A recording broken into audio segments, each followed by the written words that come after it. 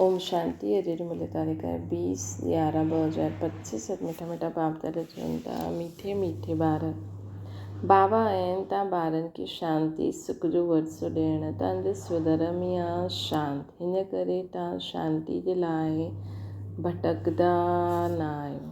असांजो स्वधर्म ई आहे शांती। हाणे प्रश्न, हाणे तव्हां ॿार 21 जन्मनि जे अखियुनि खज़ाने में वज़न करणु योग्य ठहींदा आहियो। छो?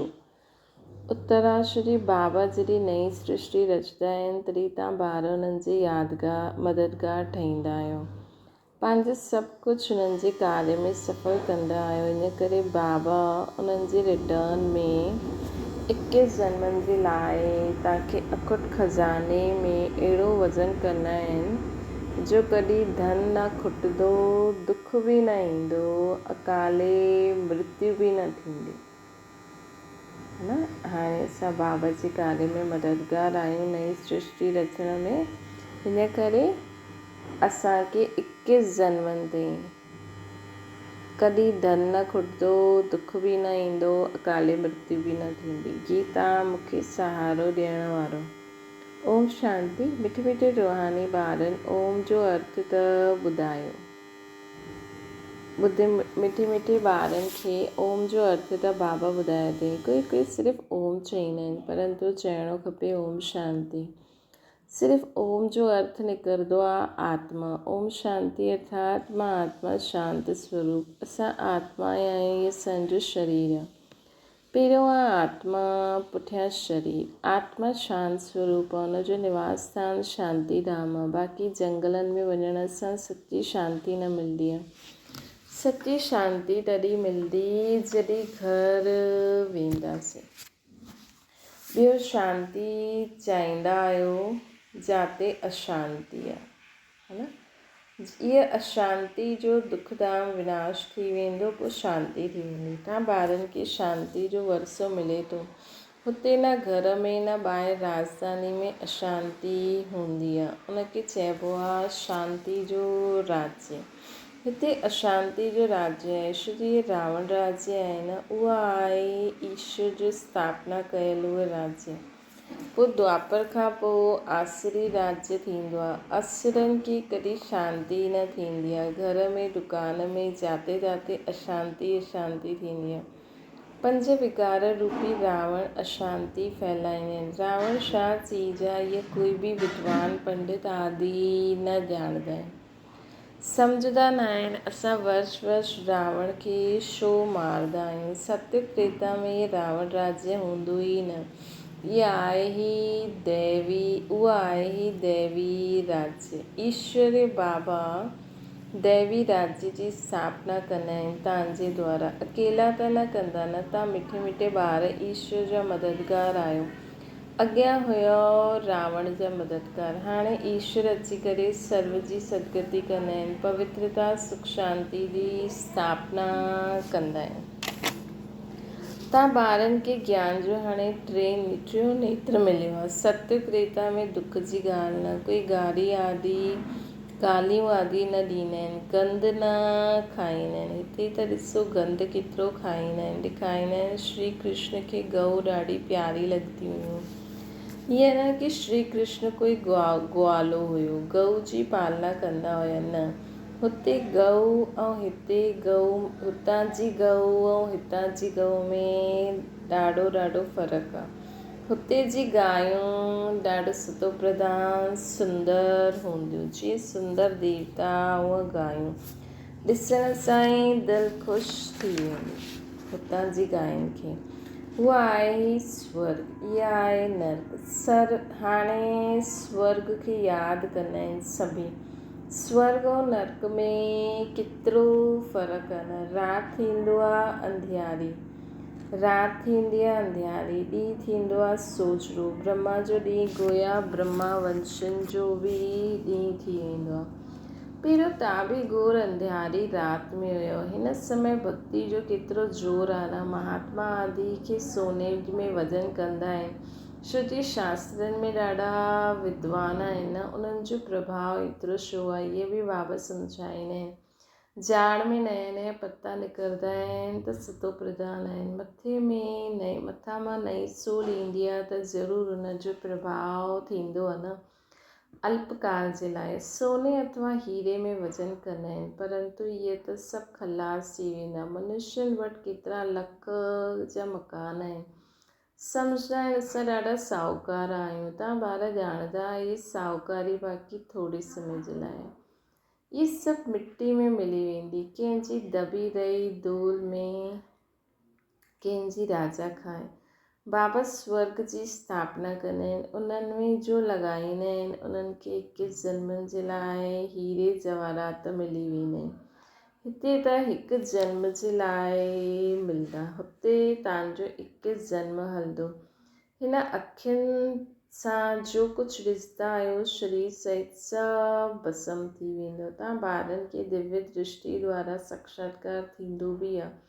विनाश थींदो, पोइ हिन लक्ष्मी नारायण जो राज्य थींदो। तव्हां ॼाणंदा आहियो असां पंहिंजो राज्य भाग्य वरी स्थापना करूं था। 21 पीढ़ी राज्य कयो, पोइ रावण जो राज्य हलियो। हाणे बाबा आया आहिनि।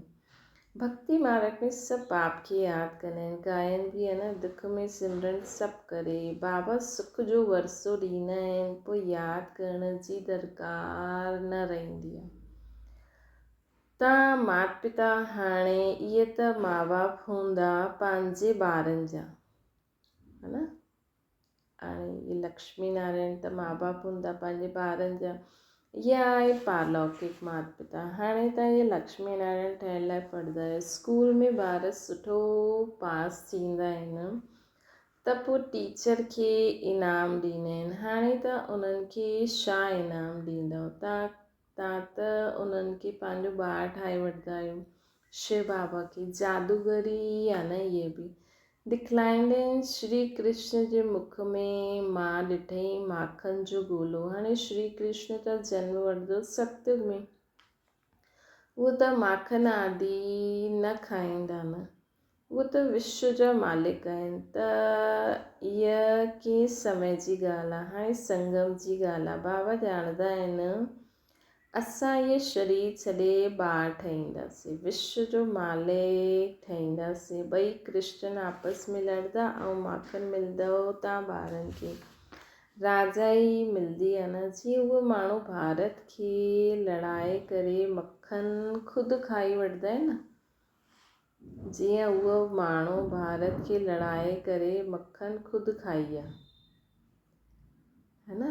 दुनिया विश्व हाणे बाबा चवनि था ॿई कृष्ण आपस में लड़ंदा, पोइ मक्खन तव्हां ॿारनि खे मिलंदो, राजी मिलंदी। जीअं द्वापर कलयुग में उहो माण्हू भारत खे लड़ाए करे मक्खन खाधनि। कृष्ण जी राजधानी पौने हिसे में हुई, पोइ आहिस्ते आहिस्ते छुटंदी वई। सॼे विश्व, है न, सॼे विश्व ते सवाइ तव्हांजे कोई राज्य करे न सघियो। द्वापर कलयुग में ईअं ई थियो न, छो जो असां पंहिंजे धर्म खे न ॼाणंदा हुआसीं। पोइ कलयुग में हिननि राजाई कीअं कई अंग्रेज़, ईअं ई आपस में लड़ाए करे। तव्हां हाणे ईश्वरीय संतान ठहिया आहियो। हाणे तव्हां ब्रह्मांड जा मालिक, विश्व जा मालिक ठहींदा आहियो। विश्व में ब्रह्मांड न ईंदो आहे, सूक्ष्म मतन में बि राजाई न आहे। सतयुग त्रेता में इहे चक्कर, सतयुग त्रेता द्वापर कलयुग जी चक्कर हिते स्थूल वतन में थींदो आहे। ध्यान में आत्मा काॾे वेंदी न आहे। आत्मा निकिरी वञे त शरीर ई ख़तमु थी वञे। हीअ सभु साक्षात्कार आहे। रिद्धि सिद्धि द्वारा ईअं बि साक्षात्कार थींदो आहे जो हिते वेठे विलायत जी पार्लियामेंट आदि ॾिसी सघंदा आहियूं। बाबा जे हथ में पोइ आहे दिव्य दृष्टि जी चाबी। तव्हां हिते वेठे लंदन ॾिसी सघंदा आहियो। औजार आदि कुझु न जो ख़रीद करिणो पए। ड्रामा अनुसार हुन समय उहो साक्षात्कार थींदो आहे जो ड्रामा में पहिरियों खां न हूंदा। जीअं ॾेखारींदा आहिनि भॻवानु अर्जुन खे साक्षात्कार कराइनि, ड्रामा अनुसार उन्हनि खे साक्षात्कार थींदो आहे, है न, अर्जुन खे। ये बि नूंद आहे न, कोई जी बड़ाई न आहे, ये सभु ड्रामा अनुसार थींदो आहे। श्री कृष्ण विश्व जो प्रिंस ठहींदो आहे, है न। बाबा चवनि था ये सभु ड्रामा अनुसार थींदो आहे, न हिन में कोई बड़ाई न आहे। इन में कोई बि बड़ाई न आहे, सभु ड्रामा अनुसार थींदो आहे। ड्रामा अनुसार उन्हनि खे साक्षात्कार थियो, ये सभु ड्रामा अनुसार थींदो आहे। श्री कृष्ण विश्व जो प्रिंस ठहींदो आहे, गोया हुनखे मक्खन मिलंदो आहे। ये बि कोई ॼाणंदा न आहिनि कि विश्व कंहिंखे ब्रह्मांड कंहिंखे चइबो आहे। ब्रह्मांड में असां आत्मायूं निवास कंदियूं आहिनि। सूक्ष्म मतन में अचण वञण साक्षात्कार आदि हिन समय या पोइ 5000 वर्ष सूक्ष्म मतन जो नाम ई न हूंदो। चइबो बि आहे न, ब्रह्मा देवताए नमः, पुष्य परमात्माए नमः। त सभिनि खां ऊच शिव बाबा आहिनि, उन्हनि खे चइबो आहे भॻवान। उहे देवता आहिनि मनुष्य, परंतु दैवी गुण वारा। वो देवता आहिनि मनुष्य परंतु दैवी गुण। बाक़ी 4-8 भुजायूं वारा अहिड़ा कोई मनुष्य हूंदा न आहिनि। हुते बि 2 भुजा वारा ही मनुष्य हूंदा आहिनि, परंतु संपूर्ण पवित्र। उते अपवित्रता जी ॻाल्हि न आहे। अकाले मृत्यु कॾहिं थींदी न आहे। तव्हां ॿारनि खे ॾाढी ख़ुशी रहणी खपे। असां आत्मा हिन शरीर द्वारा बाबा खे त ॾिसंदा आहियूं, बाबा खे त ॾिठो, ॾिसण में त शरीर ई ईंदो। परमात्मा अथवा आत्माउनि खे ॾिसी न सघंदा आहियूं, लेकिन ॼाणे सघंदा आहियूं। ॾिसण जे लाइ पोइ दिव्य दृष्टि मिलंदी आहे। ॿियो सभु चीज़ दिव्य दृष्टि सां वॾी ॾेखारे में ईंदी आहे। राजधानी वॾी ॾिसण में ईंदी। आत्मा त आहे बिंदी, बिंदी खे ॾिसण सां तव्हां कुझु बि सम्झी न सघंदव। आत्मा त ॾाढी महीन आहे। ॾाढा डॉक्टर आदिन कोशिशि कई आहे आत्मा खे पकड़ण जी, परंतु कंहिंखे पतो न पवंदो आहे। उहो माण्हू त सोने हीरे में वज़न कंदा आहिनि। तव्हां जन्म जन्मांतर पदम पती ठहींदा आहियो, है न। उहो सोना हीरा असां उन्हनि जा घर महल ठाहे करे ऐं उहो सभु गहना आदि पाईंदासीं। उहो त ख़ुदि खे वज़न कंदा आहिनि, है न। त बाबा चवंदा आहिनि तव्हांजो ॿाहिरां जो शो जरा बि न आहे। साधारण रीति हिन रथ में वेही पढ़ाईंदा आहिनि बाबा। त उन्हनि जो नाम ई आहे भागीरथ। ही पतित पुराणो रथ आहे जंहिंमें बाबा अची करे ऊच ते ऊच सर्विस कंदा आहिनि। बाबा चवंदा आहिनि मूंखे त पंहिंजो शरीर न आहे, मां त ज्ञान जो सागर प्रेम जो सागर आहियां। त तव्हांखे वरसो कीअं ॾियां, मथां खां त न ॾींदमि, न छा प्रेरणा सां पढ़ाईंदमि। ज़रूरु अचिणो पवंदो। भक्ति मार्ग में मूंखे पूजदा आहिनि, सभिनि खे प्यारो मां लॻंदो आहे न। गांधी नेहरू जो चित्र प्यारो लॻंदो आहे, उन्हनि जे शरीर खे यादि कंदा आहिनि। गांधी नेहरू जो चित्र प्यारो लॻंदो आहे, उन्हनि जे शरीर खे यादि कंदा आहिनि, है न। उन्हनि जे शरीर खे आत्मा जो अविनाशी आहे।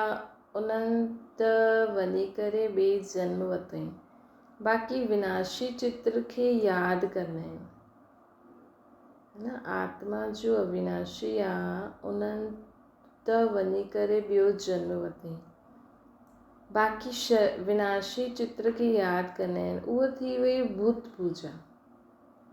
समाधि ठाहे करे उन्हनि ते फूल आदि वेही चढ़ाईंदा आहिनि। ये यादगार आहे। शिव जे मंदरु आहे, सभिनि खां वॾो यादगार शिव जो आहे। सोमनाथ मंदिर जो गायन आहे, मोहम्मद गज़नबी अची करे लूटियो हुई न।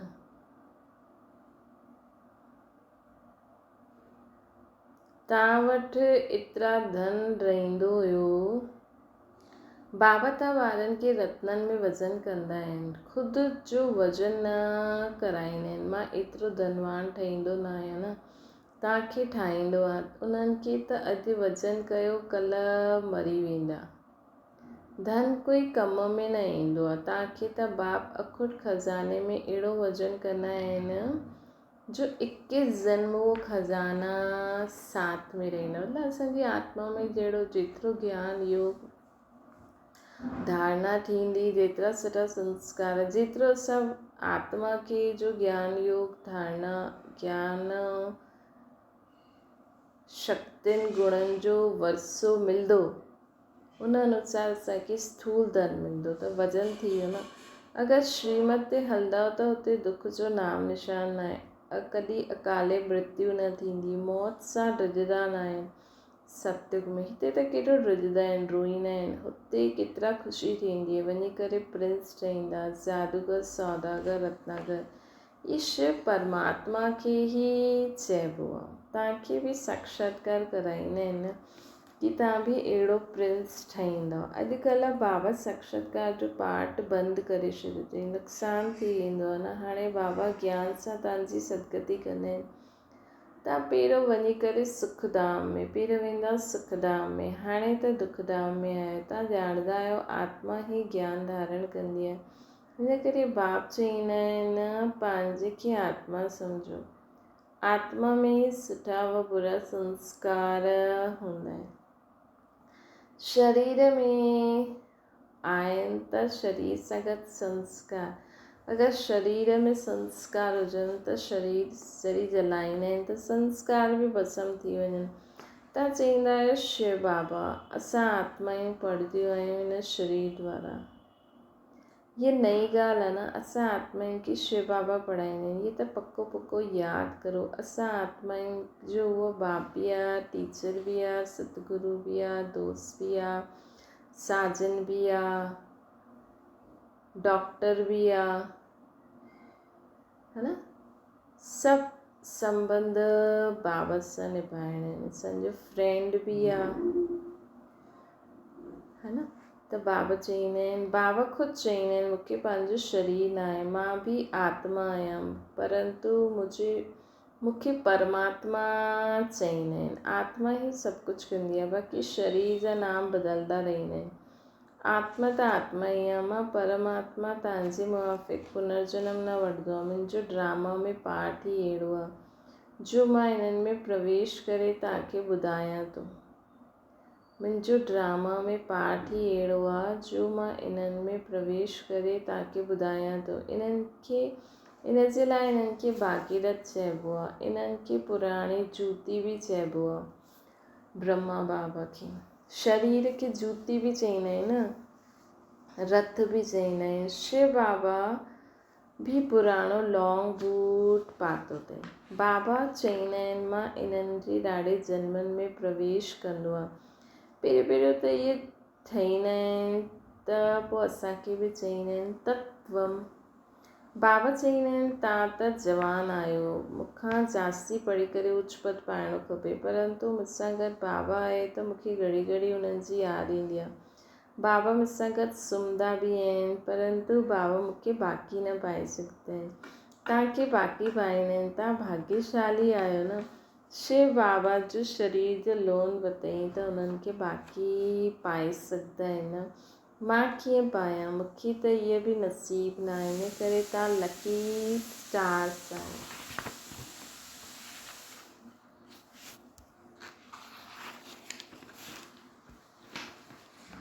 इन करे तव्हां लकी स्टार्स आहियो। ॿार हमेशह लकी हूंदा आहिनि। बाबा पैसा ॿारनि खे ॾींदा आहिनि त तव्हां लकी सितारा थी वियो न। शिव बाबा बि चईंदा आहिनि तव्हां मूंखां लकी आहियो न।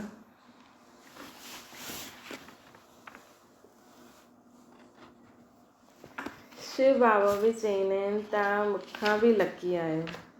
शिव बाबा चईंदा आहिनि तव्हांखे पढ़ाए करे विश्व जो मालिक ठाहींदो आहे। मां थोरी ठाहींदो आहे, तव्हां ब्रह्मांड जा बि मालिक आहियो, बाक़ी विश्व जा बि मालिक आहियो। बाक़ी मूं वटि त जास्ती दिव्य दृष्टि जी चाबी आहे। मां ज्ञान जो सागर आहियां। शिव बाबा वटि त दिव्य दृष्टि जी चाबी आहे।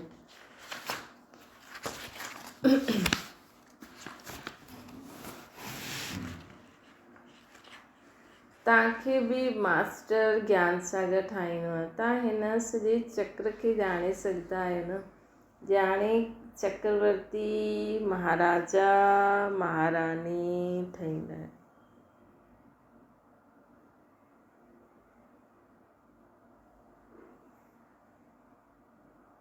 मां थोड़ी ठहींदो आहे।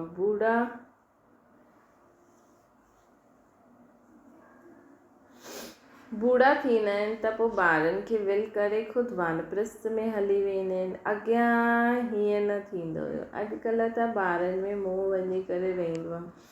पारलौकिक बाग चवंदा आहिनि मां हिननि में प्रवेश करे तव्हां ॿारनि खे काटन खां फूल ठाहींदो।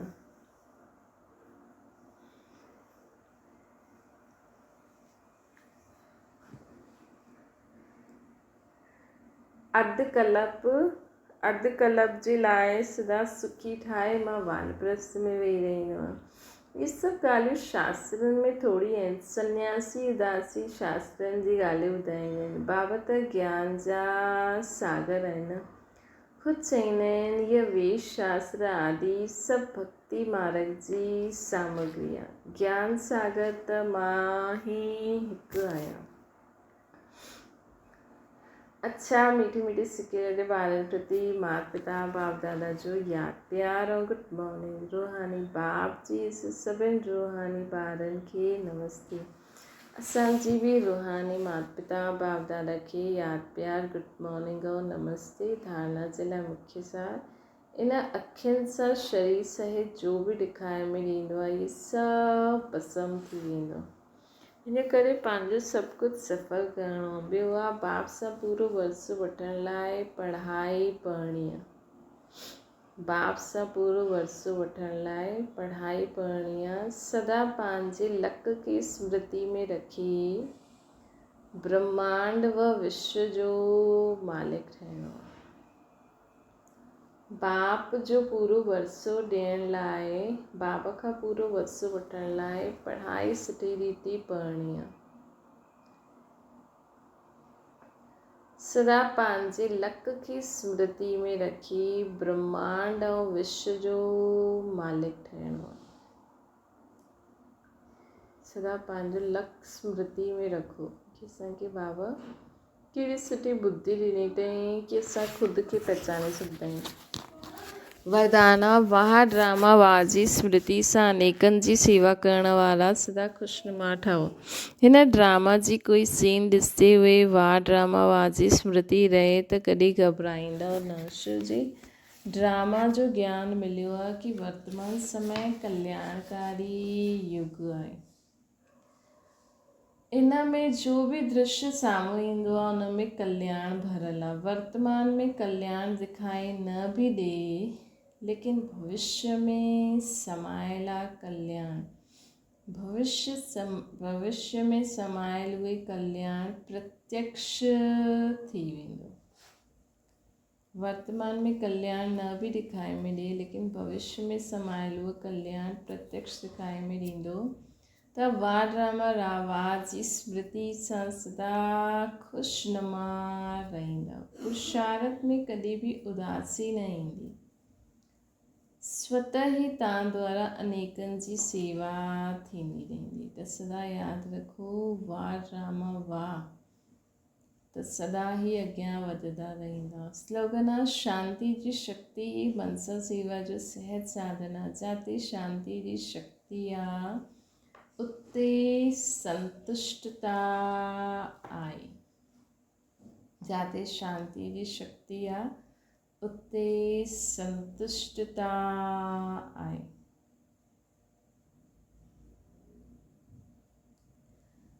अव्यक्त इशारो आहे। जेतिरो अव्यक्त लाइट रूप में स्थित थींदा ओतिरो शरीर खां परां जो अभ्यास थियण जे कारण यदि 2-4 मिंट बि अशरीरी थी वेंदा त मानो जीअं कि 4 घंटे जो आराम करे वठो।